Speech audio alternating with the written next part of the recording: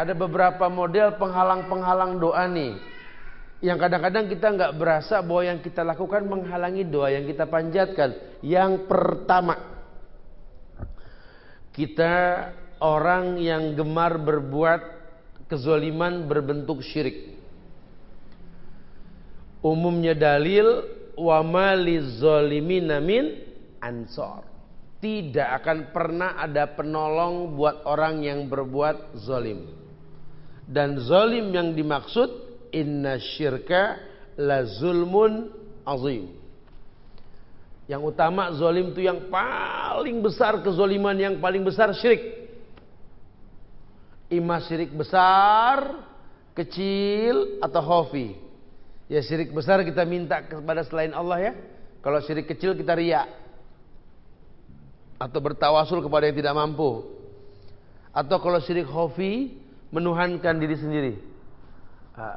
Kayaknya kita sama Allah dikasih dispensasi banget dah. Kalau saya sih alhamdulillah Ustaz, Allah paham, gak perlu banyak doa keturutan tuh. Fa'amal insanu idza mabtalahu rabbuhu fa'akramahu wa na'amahu fayaqulu rabbi akraman. Kegeeran nih orang. Kalau lagi seneng kayaknya nggak doa aja gampang. Orang kalau lagi seneng udah modal berapa juga untung ada aja. Tapi kalau hidupnya lagi ruwet, masya Allah, sampai kehabisan jurus dan kesedot modal. Ya Allah. Dulu zaman kita berdosa kayaknya rezeki gampang. Ini sekarang kita udah ngindarin dosa. Allah, nyari untung seperak dua perak susahnya, masya Allah. Ujian. Emang setan senang sekali nguji kita. Tapi Allah sudah katakan ujian itu untuk fala ya'lamanallahu alladziina shadaqu wa la ya'lamanal kadzibin. Emang Allah uji manusia, tapi di mata Allah ujian itu akan membentuk karakter asli manusia. Fala ya'lamanallahu alladziina shadaqu wa la ya'lamanal kadzibin. Siapa di antara kalian yang jujur dalam beragama? Siapa yang tidak? Karena manusia ini kadang-kadang kalau diturutin yang dia pengen husu dah, semangat. Giliran yang dia pengen Allah nggak kasih komplain. Hidup kebiasaan digampangin. Giliran lagi susah nggak demen. Ya sifat manusia. Makanya umumnya dalil dikatakan bahwa surat Luqman itu mengatakan bahwa wama inna syirka la zulmun azim. Bahwa yang namanya syirik itu kezoliman yang besar. Wa maliz zolimina min ansor. Dan tidak ada penolong buat orang yang berbuat syirik. Jadi kalau sampai nanti ada orang minta tolong sama dukun atau orang yang berbuat syirik, aneh. Lawang Allah yang bilang wa maliz zolimina min ansor. Sampai kapanpun tidak ada penolong buat orang yang berbuat zolim. Ima syirik, dosa besar atau dosa kecil atau hal-hal yang dibenci oleh Allah. Tidak ada kebaikan dengan cara melakukan apa-apa yang Allah benci. Tidak ada di Islam seperti itu. Jadi kita harus betul-betul tahu. Kenapa? Karena Allah sudah katakan surat Al-An'am ayat 82 itu, walladzina amanu walam yalbisu imanahum bizulmin ulaika lahumul amnu wa hum muhtadun gitu. Orang yang beriman yang tidak dia campur iman dengan kezoliman. Zolim tadi syirik besar, kecil maupun khafi atau semua kemaksiatan. Orang yang beriman yang tidak dia campurkan imannya dengan kerusakan-kerusakan tadi. Kata Allah, ulaika lahumul amnu wa hum muhtadun. Ulaika lahumul amnu. Orang yang seperti ini lahumul amnu, jiwanya tentram. Ulaika lahumul amnu, jiwanya tentram. Wahum muhtadun, dan gampang dapat hidayah. Karena kan yang penting ini bukan masalah kaya atau miskinnya ya. Tapi bisa enggak kita istiqomah dalam ibadah?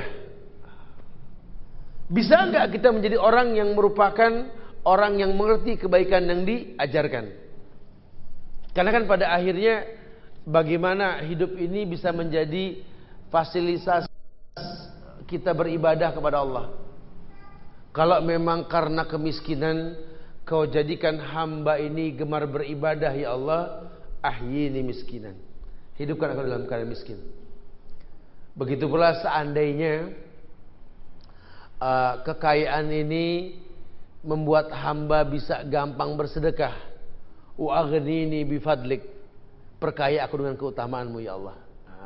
Jadi orientasinya ibadah, bukan ibadah. Karena banyak orang yang orientasi ini bukan ibadah. Ibadah penting sekali ya.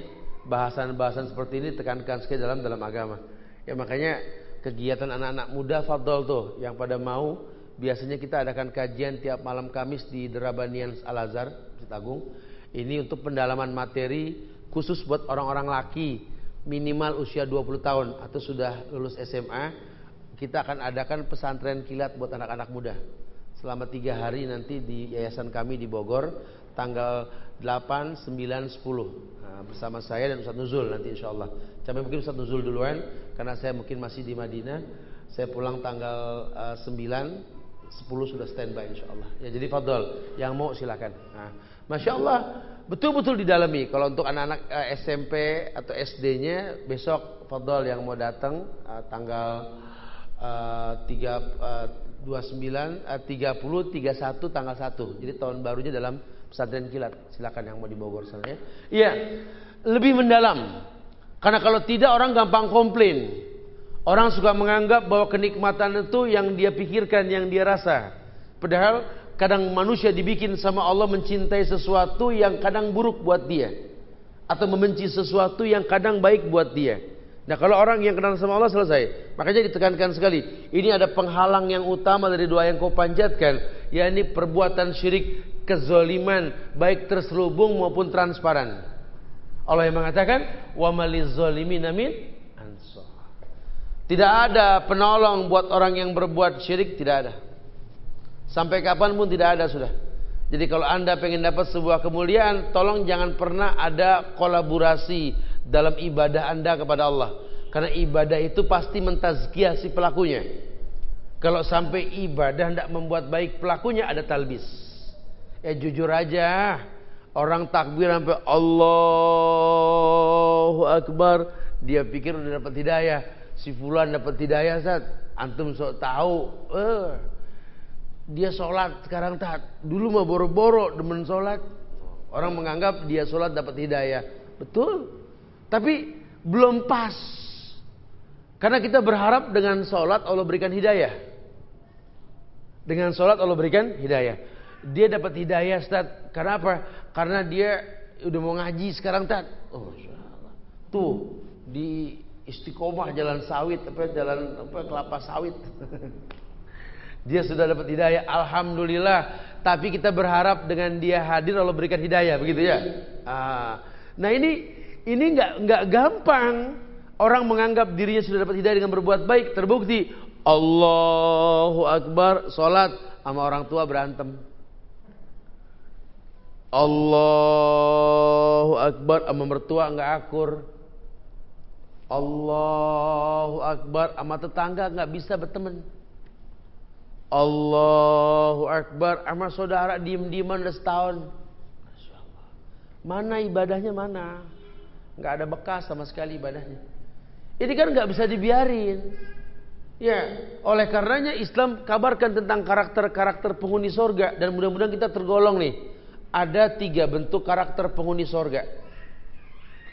Ya, mudah-mudahan kita tergolong nih. Jadi kita ukur sendiri dah. Nggak usah rame. Dah masing-masing aja ukur. Karakter yang pertama namanya qoribin. Qorib. Penghuni sorga itu ciri khas yang pertama qoribin atau qoribun. Yakni orang yang supel, gampang akrab. Tuh, karakter penghuni sorga yang pertama qorib. Orangnya supel. Orangnya gampang akrab. Yang kedua hayyin. Hayyin. Pakai hak besar ya, hayyun bukan hak. Kalau hak kecil artinya malu atau hidup. Tapi kalau hayyin lembut. Penghuni sorga itu lembut. Selain qorib, gampang akrab sama orang supel, hayyin, baik. Emang baik, nggak dibikin-bikin. Orang emang baik gitu ya. Baik sama orang tuh tutur katanya, ya Allah ya. Dia juga punya anak lagi di pesantren, kalau kangen sama anak dia, lihat anak orang tuh, ya Allah, Masya Allah, anak siapa nih, baik betul ya.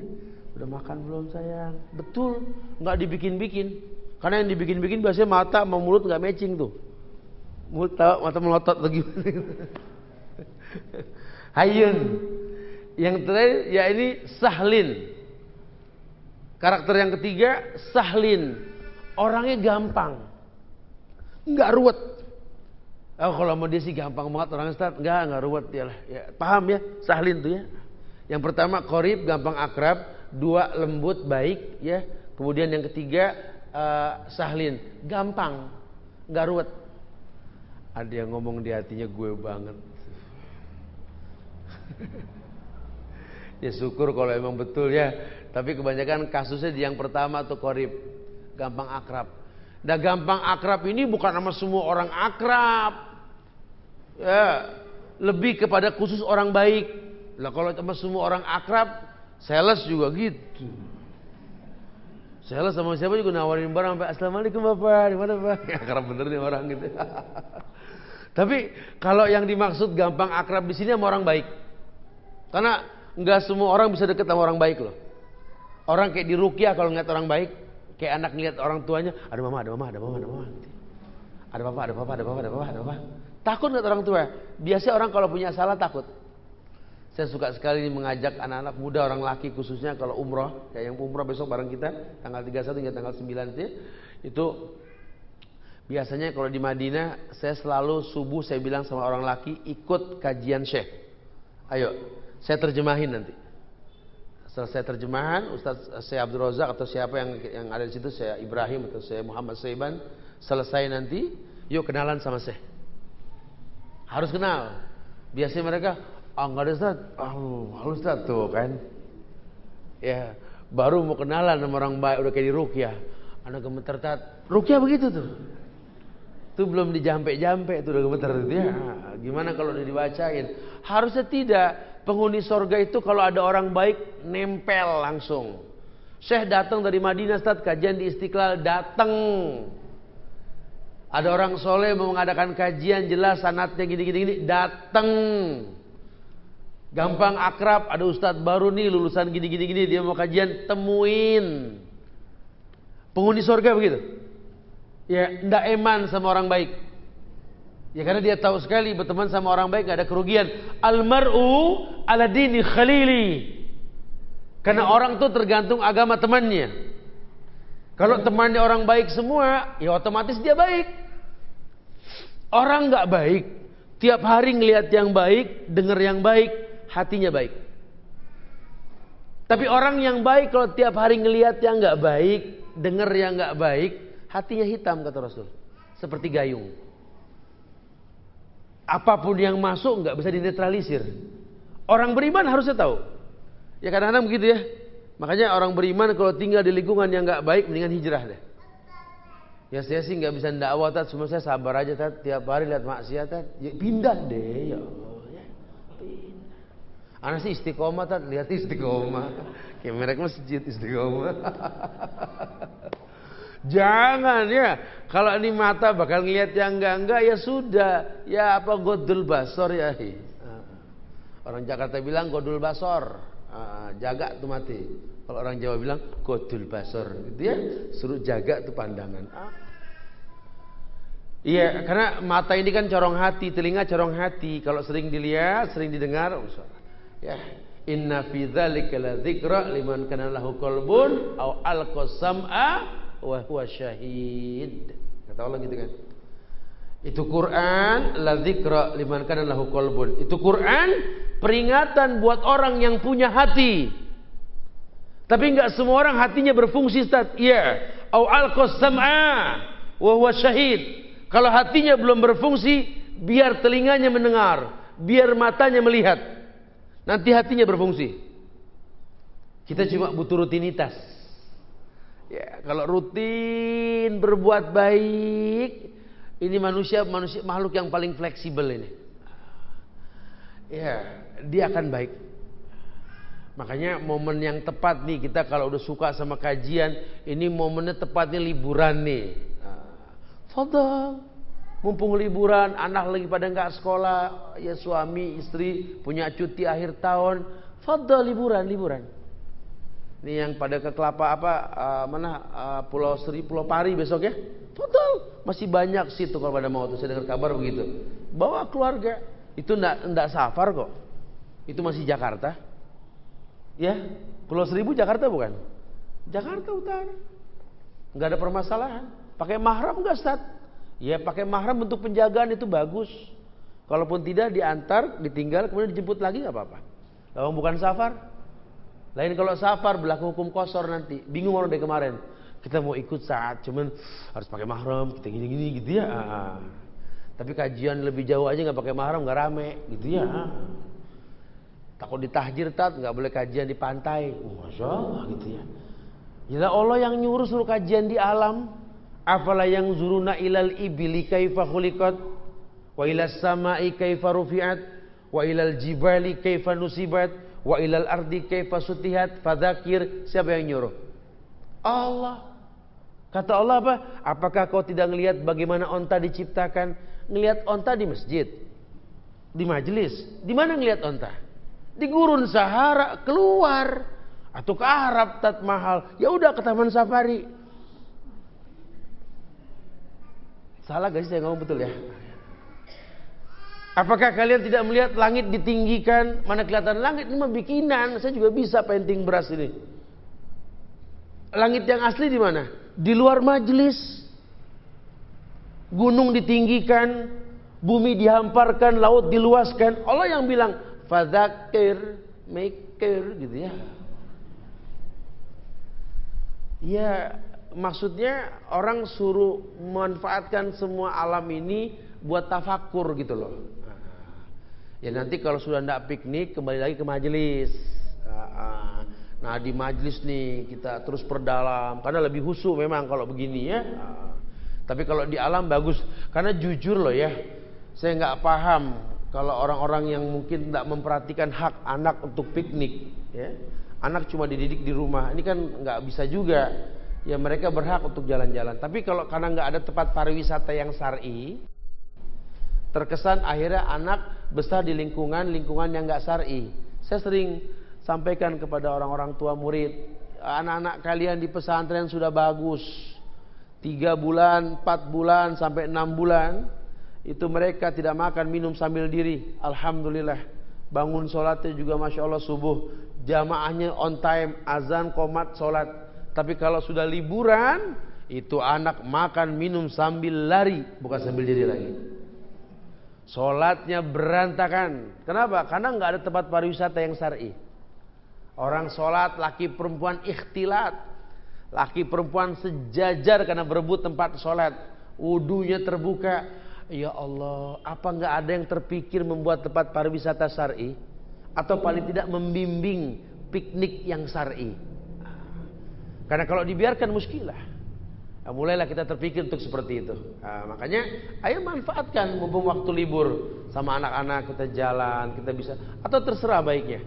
Tadi sudah saya contohkan, kalau emang nggak mau kemana-kemana, fadhol ada pesantren kilat itu ya, nanti tanggal 30, tanggal 1 Desember. Ya, daripada lihat kembang api dibakar, mendingan wirid deh ya, tapi asik, ustaz-ustaznya enak nanti ya. Atau anak-anak muda mau dialog dengan contoh-contoh yang ada, ya, para artis yang sudah pada bertobat dan lain sebagainya, fadhol. Itu akan kita bentuk pembinaan karakter nanti selama 3 hari full, di mana di dalamnya ada pelatihan memanah yang langsung oleh orang-orang ahlinya, outbound, rafting dan lain sebagainya ya. Dengan nilai yang tidak memberatkan. Panitia yang terbebani nyari dana buat memfasilitasi ya. Mudah-mudahan digampangin insyaallah ya. Fadhal. Atau memang pengen jalan-jalan sama keluarga, momennya tepat. Ya, ada beberapa kali kajian nanti di tempat-tempat liburan tersebut ya, berkaitan dengan bagaimana membuat hubungan yang baik antara anak sama orang tua. Bas. Ini semua sabab mendatangkan kemuliaan. Nah, kembali kepada materi bahwa yang pertama yang menghalangi datangnya rezeki dalam kehidupan kita, karena kita tidak beribadah dengan benar, kita berbuat syirik. Kita banyak berbuat zalim. Kita banyak berbuat zalim. Ya, jadi minta juga, musyrik juga. Minta juga, maksiat juga, gitu. Talbis. Jiwanya enggak tenang. Padahal udah ditekankan kalau masalah hidup ini bukan masalah kaya atau miskin, tenang. Karena yang dipanggil bukan ya ayyuhal ghaniyu, ya ayyuhal masakin, bukan, tapi ya ayat Tuhan nafsul mutmainnah. Nanti yang dipanggil sama Allah, hei jiwa-jiwa yang tenang. Siapa yang jiwanya tenang? Yang jiwanya tenang, ya jelaslah orang yang kaya bersyukur, orang yang miskin bersabar. Jiwanya tenang. Tenang amat nih orang kaya, dibilangin Pak mobil hilang, alhamdulillah selesai titipan Allah. Enteng Masya Allah. Ya, ini orang miskin juga Masya Allah. Ini besok kita makan apa? Ada Allah, tetap miskin atau kaya makan nasi. Selama di Jakarta mah makan nasi sudah. Kecuali kalau kita pindah ke Maluku makan sagu dah kita.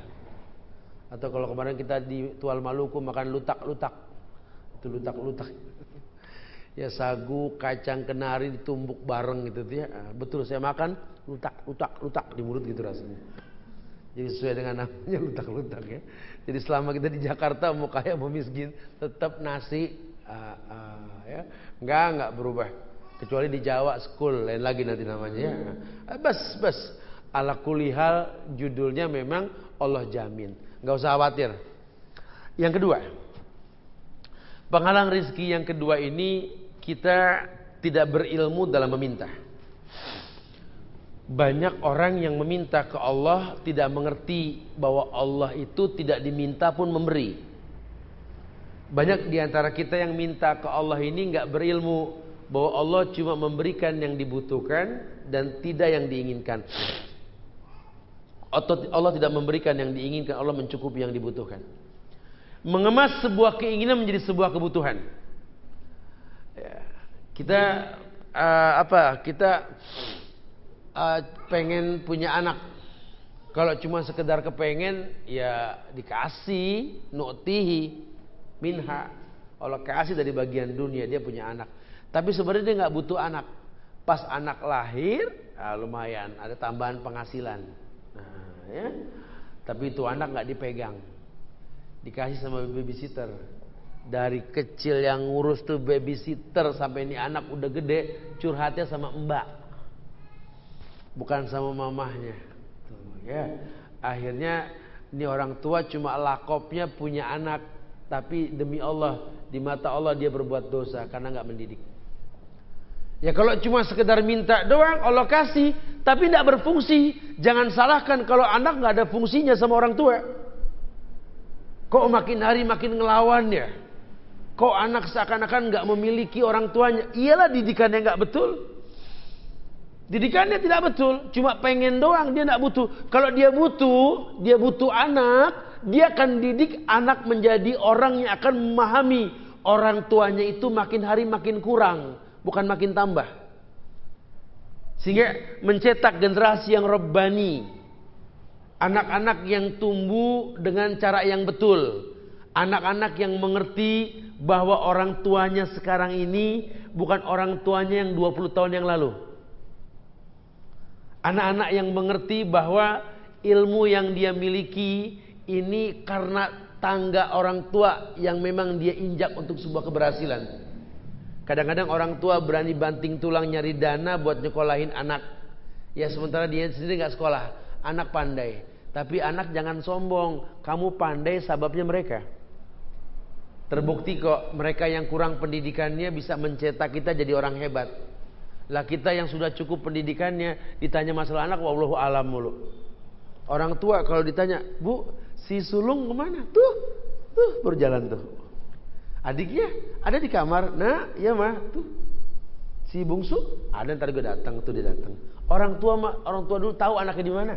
Ini orang sekarang si sulung mana, Bu? Wallahu alam, udah 3 hari nggak balik ya Allah. Adiknya Itu dia, HP-nya nggak diangkat-angkat. Subhanallah, udah seminggu si bontot jalan sama temennya nggak izin. Innalillah, ini keluarga bahagia. Belakang mobilnya sih happy family.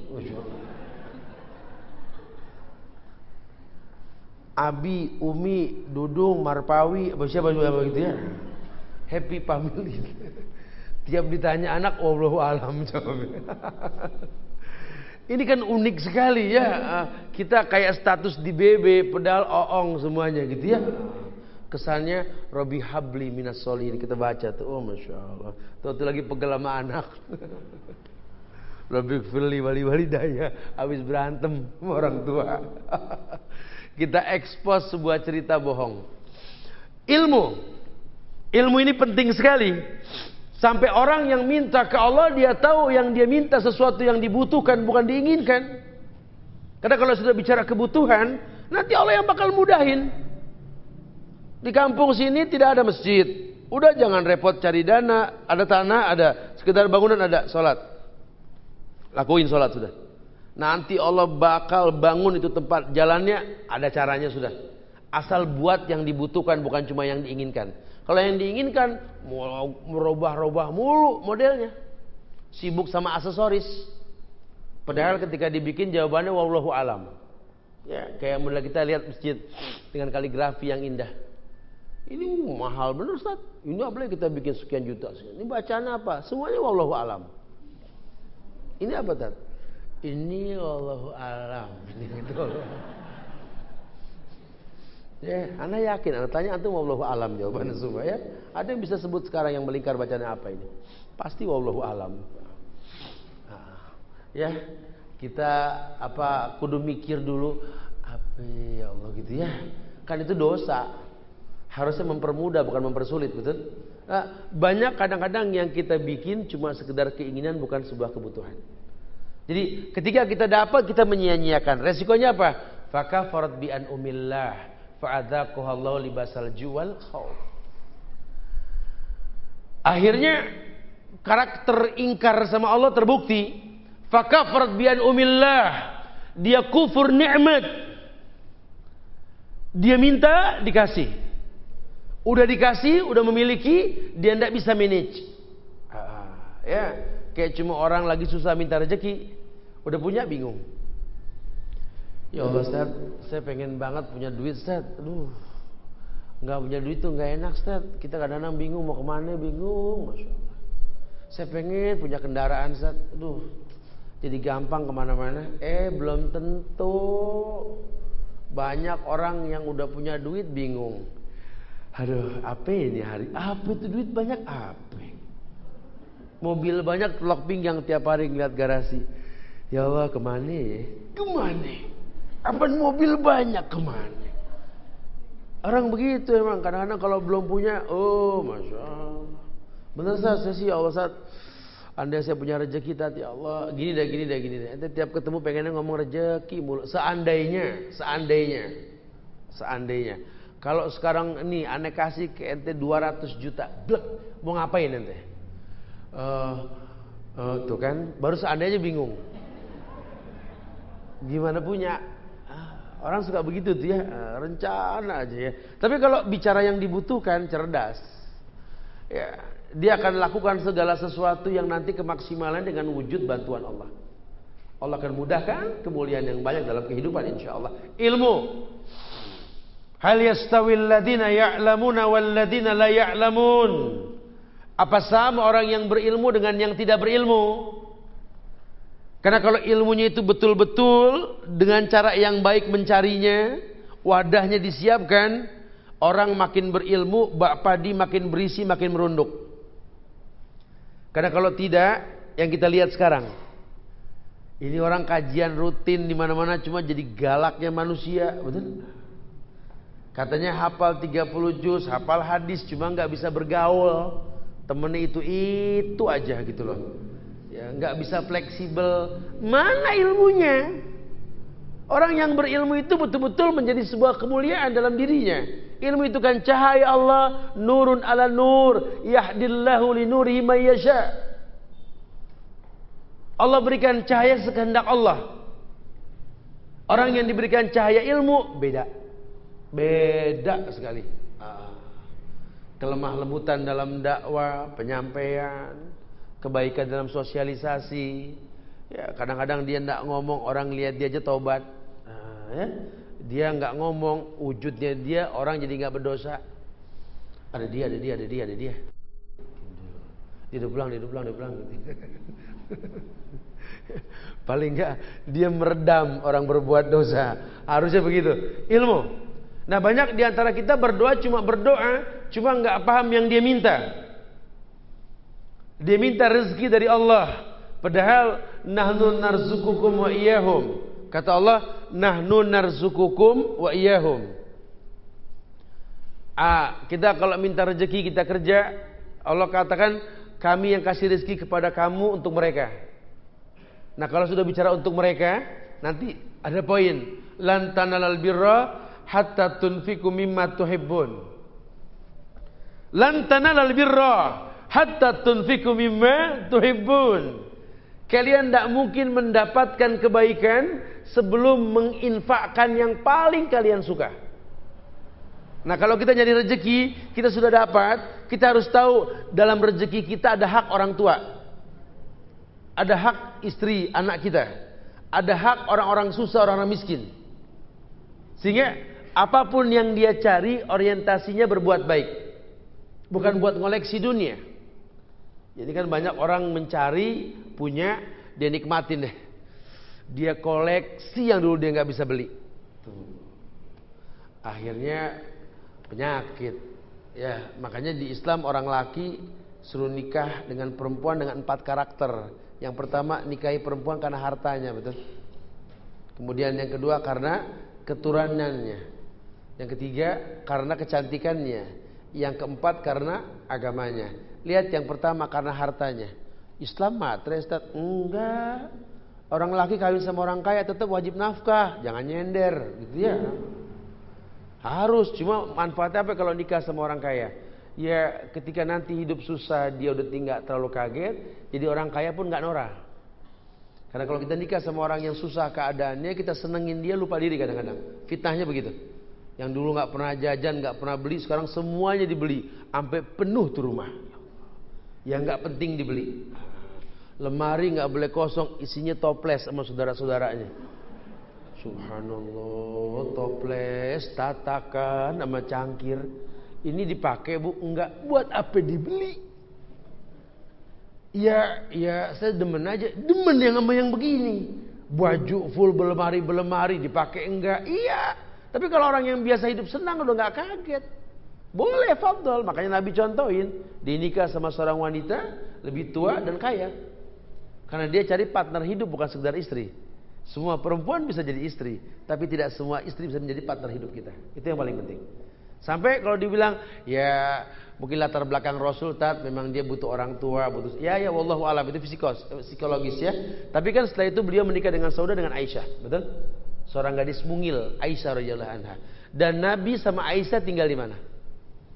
Di Nabawi, yang sekarang jadi kuburan itu kan rumah Aisyah. Dari rumah yang cuma 3x6 itu, yang cuma muat 3 kuburan, Rasul, Abu Bakar, Umar. Rumah yang kecil, yang kalau tiap pagi itu sarapannya cuma air putih, roti kering sama korma. Disitulah turun hadis yang mengatakan, baiti jannati. Rumahku, surgaku. Dahsyat ya. Yang orang sekarang kalau ngomong home sweet home, gitu ya. Artinya baiti jannati, katanya nggak nyambung ya. Tapi yang pasti dia hayalkan baiti jannati, rumahku surgaku. Lah kalau kita bilang rumahku surgaku, kalau nggak gede tuh rumah, hordeng nggak bergelombang, karpet diinjak nggak melesek, belum gitu ya. Tapi jujur loh, baiti jannatinya Rasul lihat. Rumah kecil di pojokan masjid dekat Raudhah. Di situ Nabi mengatakan baiti jannati. Kesederhanaan inilah yang membuat Nabi menjadi penghuni surga. Dan siapapun yang datang ke rumah Rasul, Allah yahdi. Tetangganya semua tertarik masuk Islam. Betul-betul rumahku surgaku. Isinya orang yang berilmu. Orang yang tahu sekali kalau sampai dia minta ke Allah, yang dibutuhkan, yang diminta, bukan cuma yang diinginkan. Tidak ada kolaborasi dengan keharaman. Tidak ada kolaborasi dengan yang haram. Oh, dia tahu sekali. Ya, kenapa? Karena wa maliz zalimina min ansor tadi di awal. Tidak ada penolong buat orang yang berbuat zalim. Wa maliz zalimina min ansor. Nabi tahu tidak ada penolong buat orang yang berbuat zalim. Ima zalim diterjemahkan syirik, kezaliman, atau dosa-dosa yang kecil sekalipun. Tapi kalau dirutinkan, kita berbuat baik juga, kita talbis dengan kemaksiatan juga, akhirnya nggak ada bekas. Sholat juga ribut sama orang tua juga, sholat juga sama mertua nggak akur tadi, sholat juga sama saudara nggak tegor-tegoran, sholat juga sama pemerintah nggak ada akurnya, sholat juga membenci kelompok-kelompok Islam, ya. Sholat juga tidak berbekas. Mana ilmunya? Mana ilmunya? Makanya kalaupun dia minta ke Allah tanpa ilmu, mungkin dia dapat yang dia inginkan, tapi tidak ada kebaikan dalam kehidupannya. Wa iyyadubillah wa na'udzubillah. Iya. Ada kebaikan yang berkaitan dengan hutang piutang. Salah satu doa kita yang kita panjatkan ke Allah, kita min ghalabati dain wa qahri rijal gitu ya. Kita minta sama Allah untuk dimudahkan urusan hutang. Wa qahri rijal, dan supaya kita enggak dibenci sama manusia. Gimana caranya Ustaz ya? Ngutang tapi enggak dibenci. Oh susah tuh, susah ya. Ya apapun caranya kalau orang ngutang cepat bayar supaya enggak dibenci. Ya. Karena kadang-kadang kita kalau masalah hutang piutang ini, ya Allah Ustaz, waktu mau ngutangnya sampai cakep betul Ustaz. Yang laki sampai nyisir pakai kemeja, perempuan pakai bedak, mau kemana mak? Mau ngutang gitu ya. Sampai cakep betul. Giliran ditagi ngeles belaga lecek. Ana pengen enggak punya utang Ustaz. Ya Allah, wa min ghalabati dain wa qahri rijal. Saya pengen dijauhin dari utang, kebencian manusia. Ada sabda Rasul yang mengatakan begini. Hadis riwayat At-Tabrani. Hadis ini dalam Sunan At-Tabrani, disahihkan oleh Syekh Albani. Kata hadis ini, man sarrahu ayunjiyahu Allah min qarabin yaumal qiyamah wa ayazillahu tahta arsi falyanzur mu'siran. Barang siapa yang senang untuk diselamatkan oleh Allah dari kegundah gulanan pada hari kiamat nanti dan diberi naungan di bawah arsy, maka hendaknya dia memberi masa tenggang untuk orang miskin, buat yang dihutangi. Kata Rasul, man sarrahu ayunjiyahu Allah min qurabi yaumil qiyamah. Barang siapa yang senang, ingin, mau untuk diselamatkan oleh Allah dari kegundah gulanaan hari kiamat, wa ayuzillahu tahta arsyihi, dan ternaungi dengan naungan arsy, karena nanti kan panas banget di mahsyar itu ya. Falyanzur mu'siran, maka hendaklah dia memberi tenggang ke orang yang berhutang. Jadi kalau kira-kira orang tersebut memang betul-betul susah, minta waktu, kita gampang, oh ya udahlah. Jadi orang yang sahalin tadi, 3 karakter ya. Nah, orang yang gampang akrab, orang yang lembut, orang yang sahalin. Ya udah nggak apa-apa. Ya Allah maaf, saya udah janji hari ini, cuman subhanallah saya nggak bisa ngomong deh. Memang kenyataannya belum ada yang beli. Gimana? Ya sudah nggak apa-apa. Qadarullah wa ma syaa fa'ala. Sudah, nanti kalau sudah ada baru kasih kabar. Sudah, nggak apa-apa. Ini orang yang begini, sahlin. Karena memang nggak terbebani. Nah, yang masuk neraka siapa? Orang yang mendustakan. Adi mah gampang, kita gampangin aja. Nah itu bangunin neraka tuh. Itu nggak boleh. Tapi kalau orang yang sahlin begitu. Kemudian riwayat lain mengatakan, man sarrahu ayunjiyahu Allah min qurabi yaumil qiyamah falyunaffis an mu'siran aw yadha'u anhu. Kata Rasul, barang siapa yang mau untuk diselamatkan oleh Allah dari kegundah gulanaan pada hari kiamat, maka hendaknya dia memberi masa tenggang untuk orang miskin atau membebaskan hutangnya. Ya kita lihat deh, ini orang memang susah, utang nggak seberapa, udah rezeki nggak ketukar. Ma'anfaqtum min syai'in fahuwa yukhlifuh. Apapun yang kalian infakkan, Allah yang bakal ganti. Ma'anfaqtum min syai'in fahuwa yukhlifuh. Kalau memang ini orang layak untuk dibebasin, bebasin. Kecuali kalau memang tidak, tagih, itu hak. Tapi kalau orang memang dia orang susah, ya udahlah. Nanti Allah ganti rezeki dari yang lain. Rezeki itu sama maut mirip. Rezeki sama maut mirip kata Rasul. Kita nggak bisa ngindar, rezeki sama. Kadang-kadang kita nggak mau kemana-mana, lagi malas di rumahnya dah, capek. Itu order datang. Subhanallah. Kadang-kadang seharian kita nungguin orang beli, ya Allah, berteman sama laler. Sampai ya Allah ya Karim, Masya Allah. Ada juga yang datang nanya alamat. Ya nggak apa-apa, ya namanya kita silaturahmi. Giliran di rumah nggak kemana-mana, orang datang. Ya itu rezeki itu masuk terserah Allah. Ya, Allah telah berikan rezeki ke tempatnya. Allah yarzuqu may yasha, memberikan rezeki sekehendak Allah. Tidak ada masalah. Kayak begitu, maut juga sama, kita nggak bisa ngindar. Saya mulai sekarang pengen olahraga, kenapa? Temen saya nggak olahraga mati, gitu ya. Terus Anda olahraga nggak mati? Berapa banyak orang lagi mau ngoper bola mati? Berapa banyak orang lagi smash badminton mati? Kan teman kami, salah direktur BSM itu ya, lagi main badminton. Masya Allah, ya. Enggak, bicara maut sama rezeki mirip. Ya. Tapi bukan berarti kita, oh ya kalau gitu, kalau olahraga mati, nggak olahraga mati mendingan diem. Enggak, beda. Olahraga nyaman, badan sehat, beda ya. Jadi kita pengen nyaman hidup ya. Kalau maut diserahkan ke Allah lah. Ini orang miskin, bantu, rezeki nggak ketukar. Mana tahu kita nanti kita punya anak miskin, kemudian di posisi seperti ini, orang gampangin dia. Kan boleh jadi sekarang kita bantu orang, nanti mungkin yang kita bantu anak kita. Kita nggak pernah tahu. Allah tuh ngasih titipan ke siapa aja, Allah bagi siapa aja. Dengan kita banyak berbuat baik, Allah tahu sekali. Kan salah satu berbakti ke orang tua yang sudah mati, sudah wafat apa? Yani sambung silaturahmi dengan teman-temannya ketika hidup.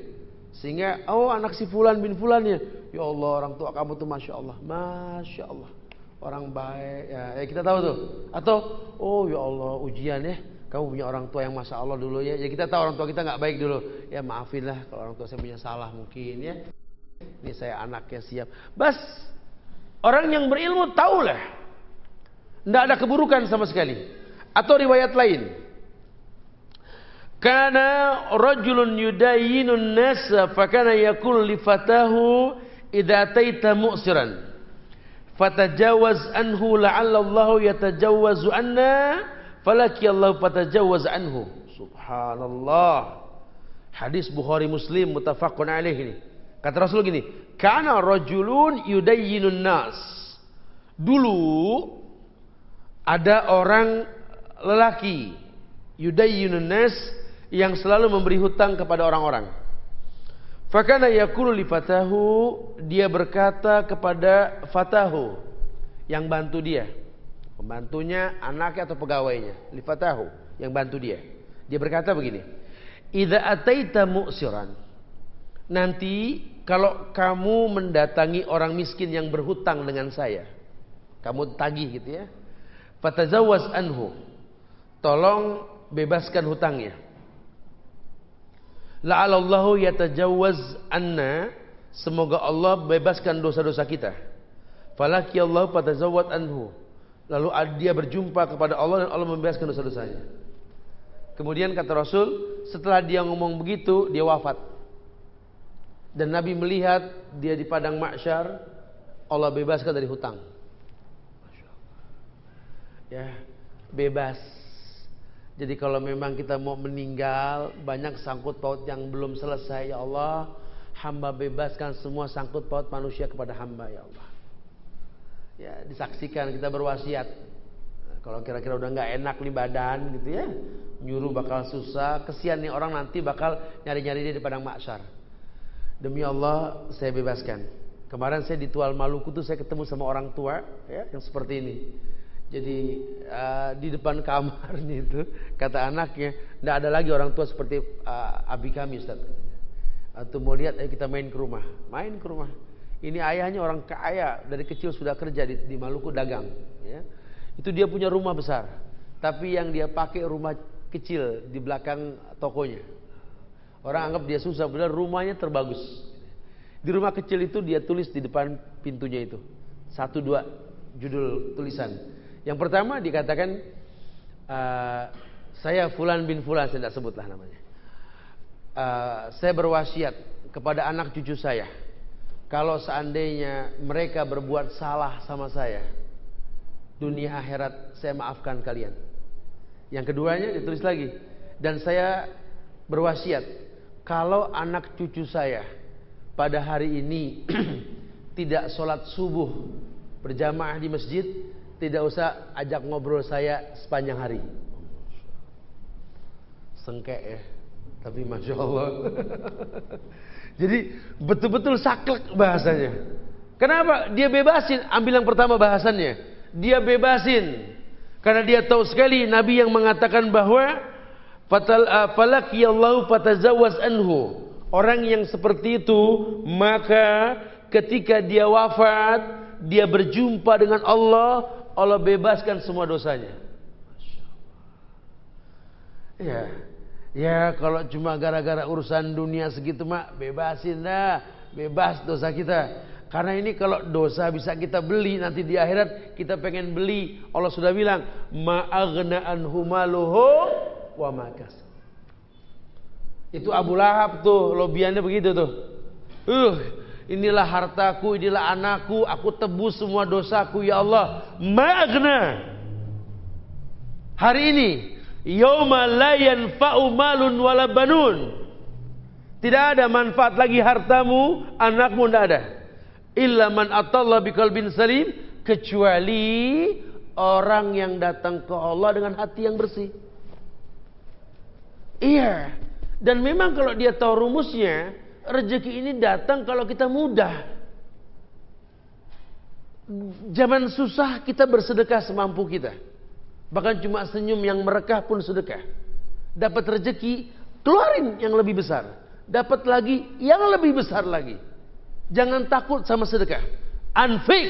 Unfik alaih. Infakkan hartamu, Allah infakkan kamu. Ya khususnya yang paling dekat dalam hidup kita, orang tua. Jangan eman sama orang tua. Jangan hitung-hitungan sudah. Pokoknya sebelum dia jatuh kata minta, kita yang tanya, apa yang kalian butuhkan? Sebelum kita ini memberikan ke yang lain, orang tua nomor 1, berkah hidup. Kalau Allah berikan, kalau orang tua sudah ridho, gunung sebesar apapun kecil di mata kita. Tidak ada yang besar sudah. Kuncinya orang tua. Gapai kemuliaan, mumpung masih ada. Ya kalau kita kan sama orang tua, biar kata gede, tua, dipandang orang, tetap anak kecil di mata dia, betul? Temuilah sore-sore, temuilah pagi-pagi. Haramkan telinga ini mendengar kecuali suara mereka di pagi hari. Tanya sama mereka dengan bahasa yang gampang. Apa sih keinginan kalian yang belum terlaksana? Coba kabarkan kepada kami anak-anak. Mungkin kami ingin memberikan hal yang kalian inginkan. Ya semampu kami. Nikmatnya membuat sebuah karya cipta yang diinginkan oleh mereka. Menjadi ulil aidi wal absar. Karya cipta yang dahsyat. Kita bikin mereka tersenyum, yang di langit tersenyum sama kita. Innallaha idza ahabbal abda yu'adzinul Jibril. Ya ahlas sama, innallaha yuhibbu fulanan fahibbuhu fayuhibbuhu ahlas sama fanazala al-ridha. Kata Rasul, Allah kalau sudah suka sama seseorang di muka bumi ini karena dapat ridho orang tuanya, salah satunya itu, atau ridho orang-orang yang layak dibantu, maka Jibril teriak kepada penghuni langit, ya ahlas sama, Innallaha yuhibbu fulanan fahibbuhu. Dulu Jibril sekarang sudah tidak turun dulu. Itu kalau ada orang yang Allah sukai di muka bumi ini, Jibril teriak, "Hei penghuni langit, Allah suka sama si fulan." Sukai dia. Seluruh penghuni langit menyukai dia. Kalau seluruh penghuni langit sudah menyukai dia, Allah turunkan ridha dalam kehidupan. Makanya orang yang dapat ridho orang tuanya, dimanapun dia berada, gampang hidupnya. Ya, mudah akrab sama orang-orang tua, dekat sama orang-orang susah. Ya, berat hidup cuma selesai. Artinya hidup ini kan ujian, selesai gitu loh. Ya, karena buat Allah nggak ada yang nggak mungkin, sudah dahsyat ya. Kalau ilmu sebagai mukaddimah, apapun yang dia panjatkan ke Allah, yang dia inginkan yang terbaik. Karena beda sekali. Semua yang dengan mukaddimah ilmu ini beda. Dikatakan seperti itu. Jadi Allah bebaskan dia. Kemudian hadis lain mengatakan, man anzara mu'siran falahu bi kulli yaumin sadaqah qabla an yahilla ad-dain fa idza halla ad-daina fa anzarahu ba'da dhalik falahu bi kulli yaumin mislaihi sadaqah. Barang siapa yang memberi masa tenggang kepada orang miskin, maka dia mendapatkan pahala sedekah dari setiap harinya selama belum datang tempo pelunasan hutang. Apabila tempo pelunasan hutang datang lalu dia kembali memberikan masa tenggang untuknya, maka dia mendapatkan pahala sedekah 2 kali lipat dari setiap harinya. Ya. Nah, buat kita yang berhutang, minta sama Allah untuk membebaskan hutang tersebut. Minta diberikan kemudahan. Caranya bagaimana? Tingkatkan iman dan takwa. Selain kita berusaha, tingkatkan iman dan takwa. Karena solusi cuma buat orang yang bertakwa. Wa may yattaqillah yaj'al lahu makhrajan wa yarzuqhu min haitsu la yahtasib. Wa may yattaqillah yaj'al lahu makhrajan wa yarzuqhu min haitsu la yahtasib. Ini janji indah Allah. Kalau dia berilmu, dia tahu.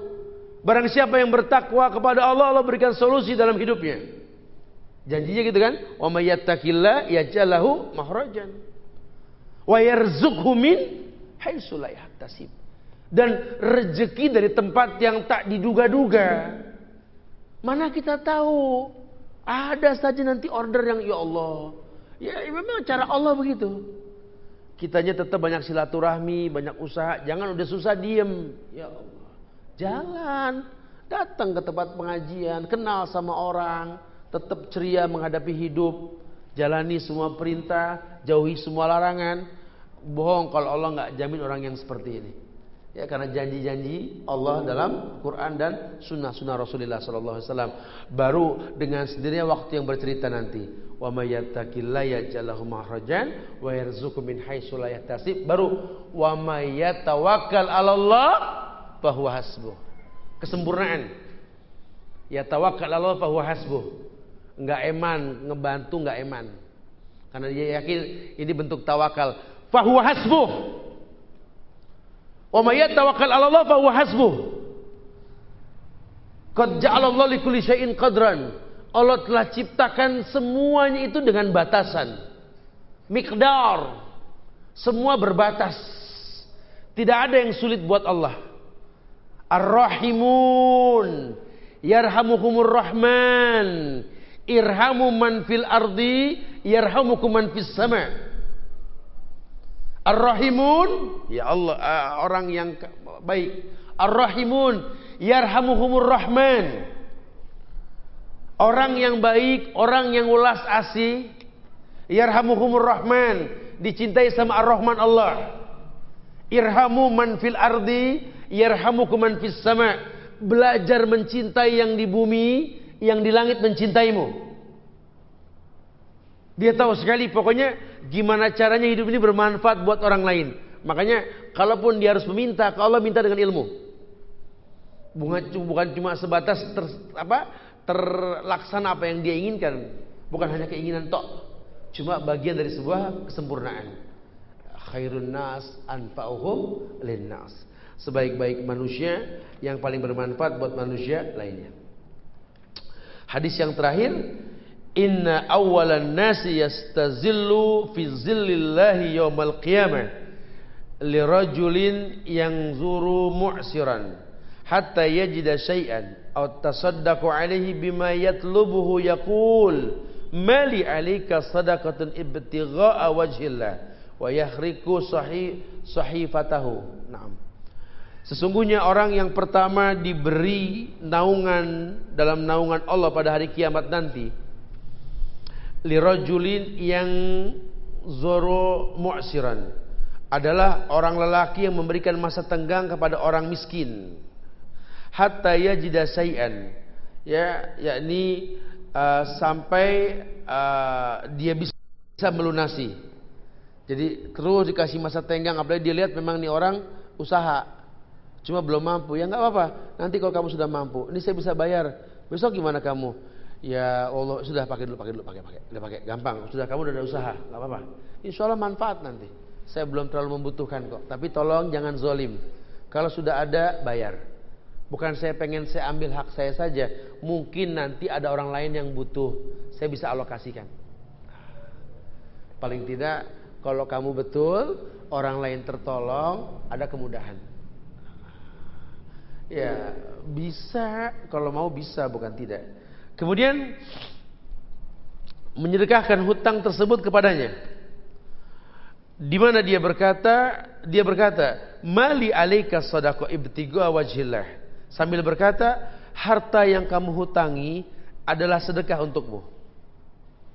Wa yahriku sahifatahu, dia robek lembarannya karena mengharap wajah Allah. Sudah, tidak ada hutang.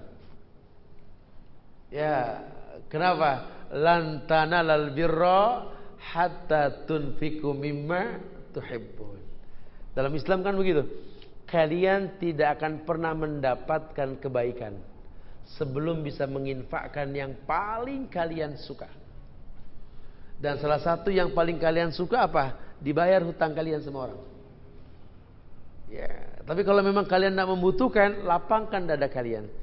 Ya sudahlah, saya sebenarnya nggak terlalu butuh, cukup saya yang ada sudah. Ini orang sudah usaha untuk mencari cuma belum bisa. Udah selesai urusan kita, Allah tawakal sudah. Ini orang yang begini nggak bakal Allah bikin miskin dalam hidup. Kenapa? Karena memang butuh dunia dengan yang seperti ini. Ilmu, lagi-lagi ilmu. Ya. Baik, kemudian yang menyebabkan terhalangnya doa yang ketiga, banyak, ada 50 sebab, cuma nggak kebahas semua ya. Yakni di yang ketiga ditekankan bahwa tidak mencontoh Rasulullah Sallallahu Alaihi Wasallam. Tidak mencontoh Rasulullah. Banyak orang yang betul-betul melakukan aktivitas keagamaan, tentu yang berkaitan dengan doa saat ini, dia tidak mencontoh Rasul. Kan doa Rasul sudah sempurna, kita mau cari doa apa di Nabi ada semuanya. Cuma jarang kita kebet tuh buku, jarang kita bahas. Yang ada kita karang-karang itu doa ya. Nah, akhirnya doanya nggak sampai ke Allah. Karena selama memang doa ada contohnya, tolong ikutin contoh. Kecuali kalau tidak ada contoh, bebas doanya. Kita bicara doa dalam sholat, ya, doa ketika hujan turun, doa ketika sulit, doa ketika bahagia, ketika senang, baca doa, buku doa yang syar'i, baca. Di dalamnya diajarkan itu. Nah ini banyak orang yang berdoa tapi nggak mencontoh Rasul. Padahal dia setuju mengatakan, laqad kana lakum fi Rasulillahi uswatun hasanah. Telah ada contoh yang terbaik pada diri Rasulullah Sallallahu Alaihi Wasallam. Cuma kenyataannya dia tidak mampu. Dia tidak mampu berbuat baik. Kerugian akan dia rasa. Wa yadubillah wa na'udzubillah.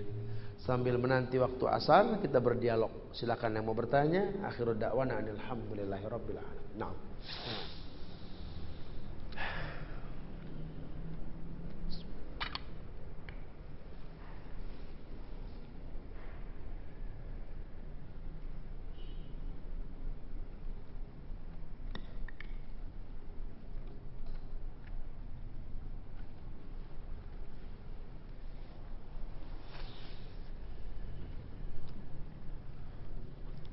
Ustaz, jika kita harus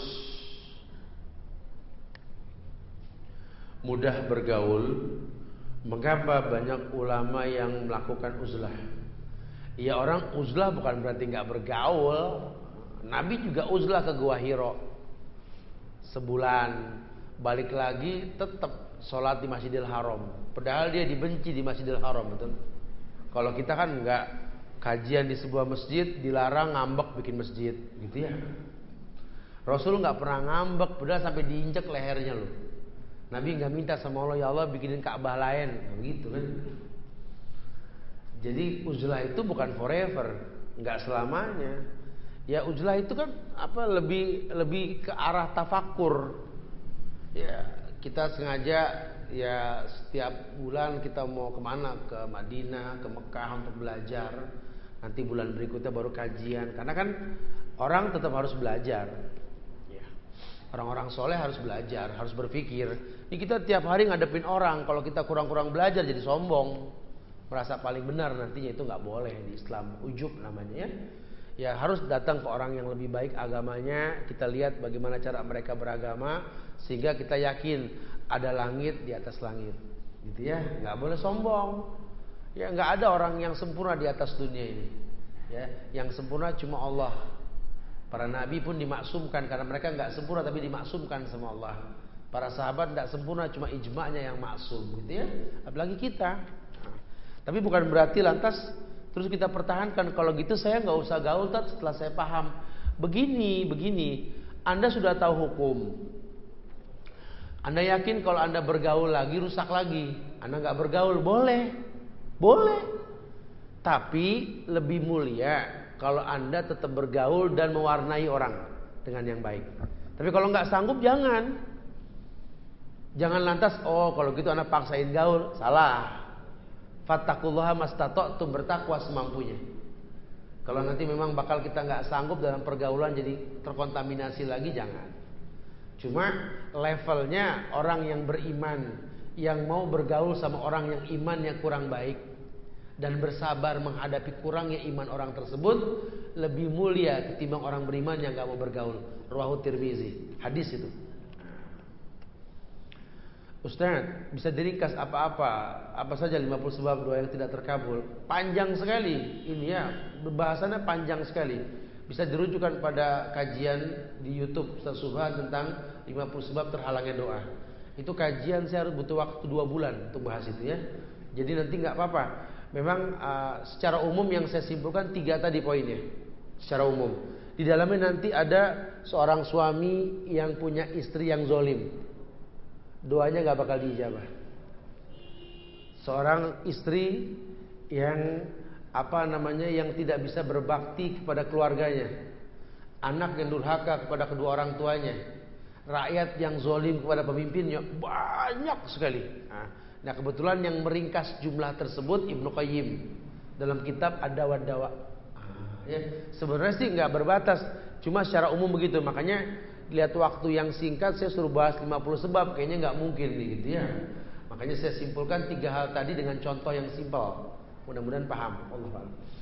Ustaz, kami ingin sekali berilmu tentang Islam. Namun jika kami mendengar ceramah yang serius, kami jadi ngantuk. Tapi kalau dengan Ustaz yang masih ada humornya, kami tidak ngantuk. Bagaimana ya Ustaz? Ya semua juga begitu ya. Sebenarnya sih ini ceramah bukan masalah canda atau serius ya.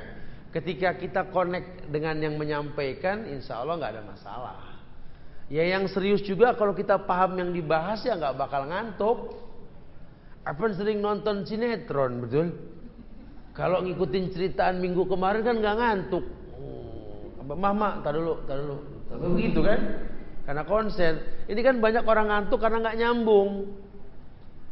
Lagi si Ustadz ngasih contohnya yang ruwet-ruwet, atau kadang-kadang timingnya nggak tepat. Orang udah capek kerja dari pagi, siang capek begini, sore capek, ceramahnya coba pikirkan. Ya Allah suruh mikir lagi, ya Allah gitu. Kayaknya kurang pas gitu ya. Orang kalau udah siang begini, udah senengnya yang instan-instan aja lah ya. Kalau kita suruh ajak mikir bakal malas ya. Ya pikirkan coba. Jumlah Quran, jumlah hadis, astagfirullah gitu ya. Apalagi kalau udah malam, kajian malam, orang suruh mikir, la ilaha illallah ya. udah nggak bakal bisa masuk nantinya. Ustadz, tanggal 30, 31, tanggal 1 SMP, SD, SMP. SD lebih diutamakan. Coba catat nomor telepon yang saya siapkan buat urusan-urusan begini. 082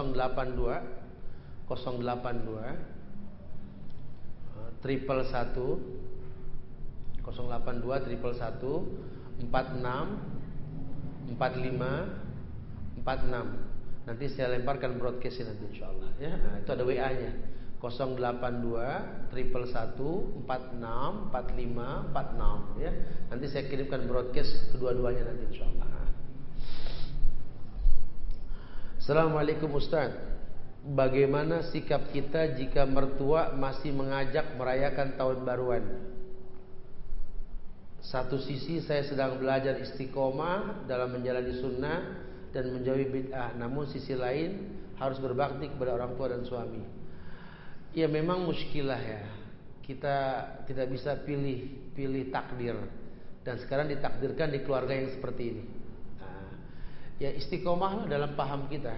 Tapi kalau kita tidak mampu untuk merubah dengan tangan, dengan lisan, ya banyak berdoalah. Jadi kita ikutin aturan main mereka, ingkari hati kita. Ya udah pelan-pelan, jangan lantas kita jadi ribut ya. Akhirnya kita nggak tegur sapa, jangan. Lihat cara Rasul. Tetap satu Masjidil Haram walaupun harus bareng di situ.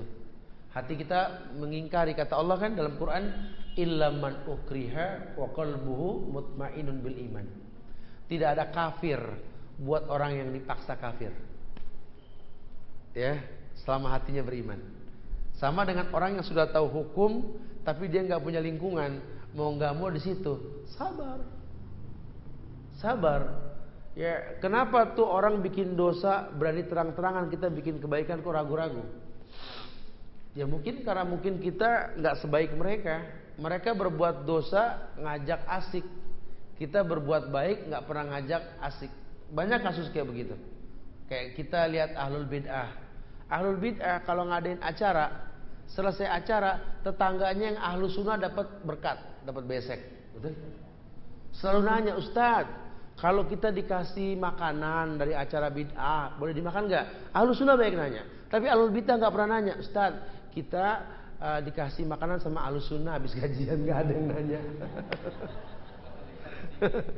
Kita kalah teknik, ya. Dia bikin dosa pakai baliho, kita bikin pala pakai broadcast, biru lagi tulisannya, sampai susah bacanya. Ya Allah, di mana ini kajian? Kita nggak berani pakai baliho. Tuh teman-teman di Kalimantan, di Sulawesi dahsyat, mau dengar bahasa kita. Kemarin kajian di sana 5x10 baliho di mana-mana, kajian sunnah. Sampai yang datang tuh yang awam, masya Allah. Ya, karena memang iklan, kita nggak berani. Kita kalah sama rokok. Rokok bikin dosa gede-gede. Kita berbuat baik pakai broadcast. Lagi tulisannya, masya Allah. Terus kita nggak pernah sisa makanan kasih tetangga, biar mereka makan. Mereka merasakan nikmat. Jadi susah nggak sampai dakwah kita. Kita paksa orang untuk paham kita tanpa kenyamanan yang kita berikan. Ini kan salah. Buat sebuah karya cipta, orang tertarik dengan sendirinya. Kenapa? Jadilah magnet hidup untuk orang lain. Nggak usah demo sama pemerintah, jangan mencaci maki. Jadi orang baik, pemerintah respon kita nanti. Lawang orang berfungsi masa nggak direspon? Tambang saja dalam bumi digali kok. Ini ada orang baik di atas bumi, bohong nggak dihormatin. Terbukti kok ya. Kita buktikan sudah seperti itu. Wallahu a'lam. Assalamualaikum. Apa benar kesolehan anak-anak dipengaruhi oleh dosa yang masih dilakukan orang tuanya? Misalnya orang tua masih ada riba. Wallahu a'lam bishawab. Ya, anak tidak terkena dosa, tapi memang susah maksimal dalam kebaikan. Makanya nanti kalau anak yang sudah berilmu, dia akan tahu dengan waktu nanti orang tuanya berbuat yang salah. Kata Syekh Shalih Fauzan dalam fatwanya, beliau mengatakan, orang yang belajar dan dibiayai oleh orang tua yang masih makan konvensional, maka boleh mengambil sebatas keperluan buat belajar karena dia belum bekerja. Tapi kalau dia sudah mampu untuk mandiri, wajib meninggalkannya. Ya pengaruhnya pasti ada lah ya. Karena talbis, kalau Imam Syafi'i, jangankan yang haram, yang syubhat saja tidak akan pernah dikonsumsi buat para penuntut ilmu. Karena khawatirnya nanti kalau dia sudah menuntut ilmu dengan cara yang haram. Pernah dengar nggak nama Al-Hajjaj As-Saqafi? Pernah dengar? Al-Hajjaj As-Saqafi itu orang munafik yang membunuh Abdullah bin Zubair bin Awam, yang membunuh Mu'az bin Umair, dai-nya Rasul yang ke Madinah. Ya, wallahi Mu'az siapa namanya Al-Hajjaj As-Saqafi itu dia bisa nulis Quran sambil merem. Sudah hafal, bisa nulis periwayat hadis lagi. Tapi dia munafik. Ilmu tidak bermanfaat buat dia. Kenapa? Karena talbis. Ini orang tua jangan main-main nuntut anak belajar membiayai dengan uang haram. Hati-hati. Nanti kau petik buah yang busuk. Al-jaza bi jinsil amal, balasan tergantung perbuatan. Sudah. Jam berapa ini? Sudah, khalas. Taib.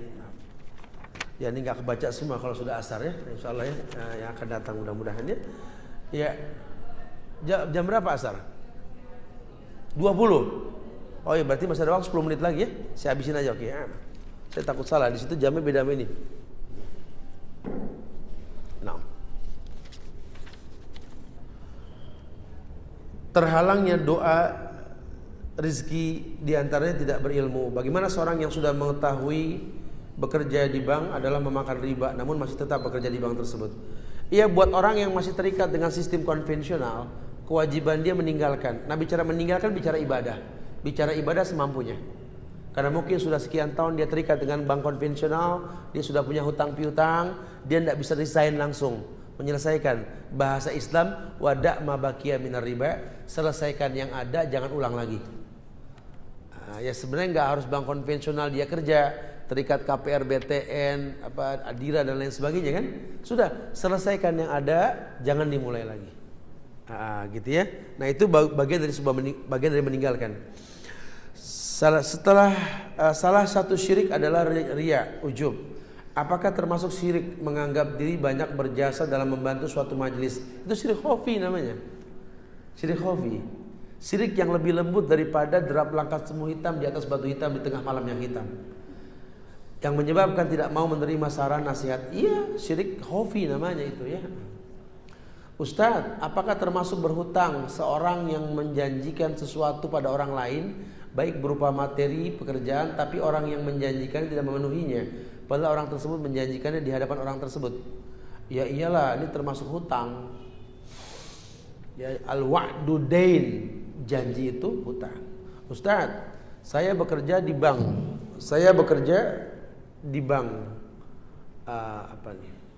Dengan gaji yang cukup. Saya ingin berhenti dari pekerjaan bank, namun saya takut tidak punya penghasilan dan tidak bisa untuk biaya hidup.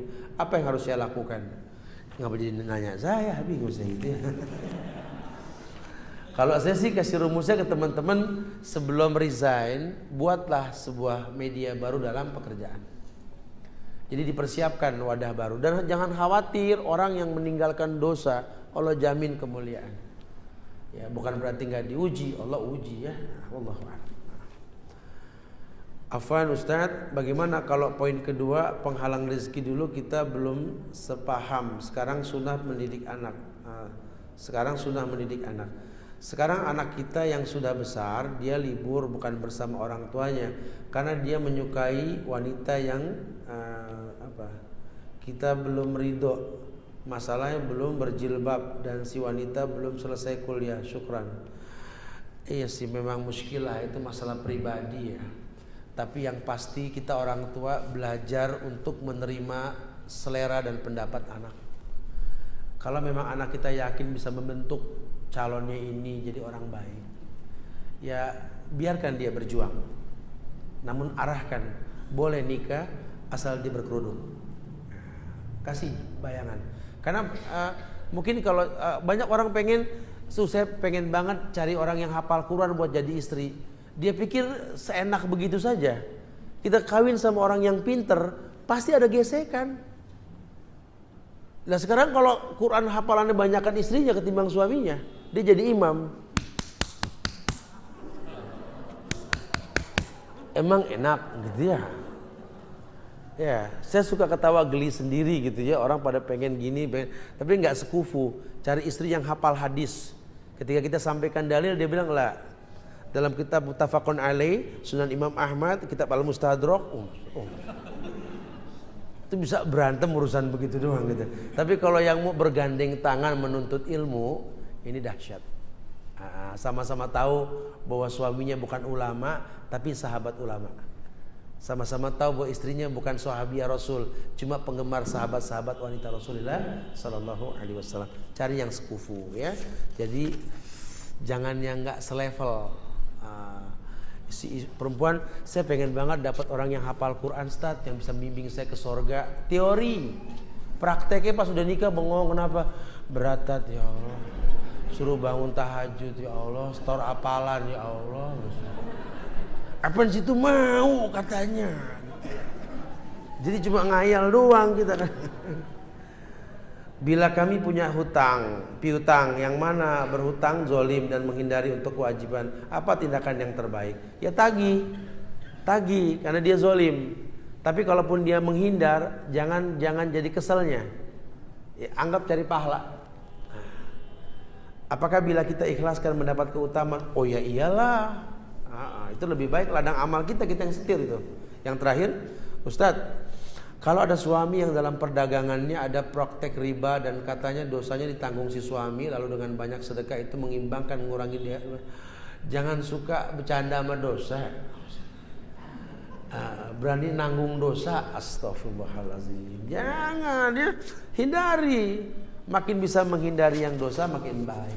Insyaallah. Ya katakan sama istrinya, doakan, insyaallah selesai ini kita akan cari yang lebih halal daripada ini, insyaallah. Itu lebih baik ya, bukan udah dosa urusan aneh nanti tinggal makan. Stok pahalanya banyak orang. Hari insyaallah manfaat ya yang disampaikan buat anak pribadi, buat antum-antuna sekalian. Ya Allah minta maaf ya kalau ada kekurangan, kesempurnaan hanya milik Allah. Kita tutup dengan kafaratul majlis. Subhanakallahumma bihamdika asyhadu an la ilaha illa anta astaghfiruka wa atubu ilaik. Assalamualaikum warahmatullahi wabarakatuh.